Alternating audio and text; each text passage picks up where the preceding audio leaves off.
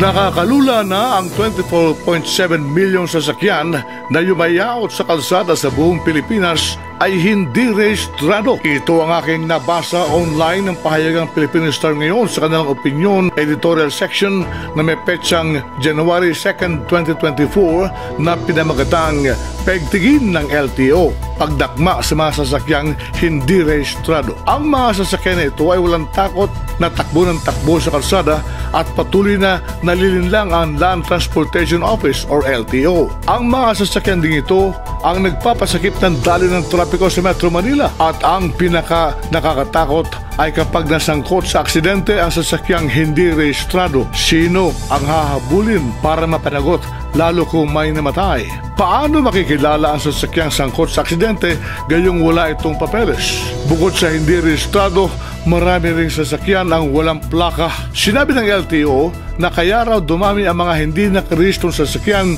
ay dahil sa epekto ng pandemya. Nagkaroon ng paghihigpit sa mga tanggapan ng LTO sa buong bansa kaya naapektuhan ng pagre-renew ng registration. Pero ginagawa na umuno ng LTO ang lahat para malutas ang problema. Nagpatupad na rin sila ng no registration, no travel policy. Ayon sa LTO, nasa 4,864 na mga hindi rehistradong sasakyan ang nahuli sa isang buwang pagpapatupad ng no registration, no travel policy. Pinakamarami ang nahuli sa Region 2, 657, Region 8, 600, Region 4B, 514, Region 9, 386, Region 11, 251, Region 12, 251 at National Capital Region, NCR, 251. Ayon kay LTO Chief Asek Vigor Mendoza II, magsasagawa sila ng maigting at agresibong operasyon sa pagpapatupad ng no registration, no travel policy ngayong 2024 para mahuli ang mga sasakyang hindi rehistrado. Hindi umano titigil ang LTO hanggat hindi na irehistro ang mga 24.7 milyong motor vehicles. Nanawagan din si Mendoza sa mga may-ari ng sasakyan na voluntary na itong irehistro para hindi maharap sa kaso. Road safety, no? Kasi di natin na-inspection. Mas lalo kung pang-publiko sa sasakyan niya, talagang nalalagay sa alanganin yung ating mga pasahero. So that's number one. Kaya gusto natin ma-implement also. Paitingin panlalo ng LTO ang kanilang kampanya sa mga di-rehistradong sasakyan.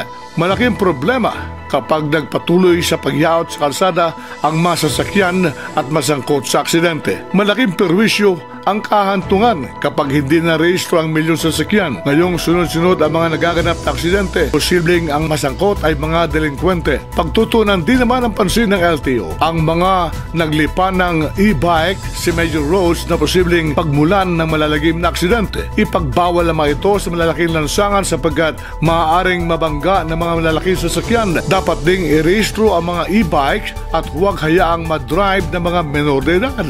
Nararapat ding may lisensya ang mga nagmamaneho ng mga ito. Walisin ang e-bike sa mga malalaking kalsada habang maaga pa at walang nadidisgrasya.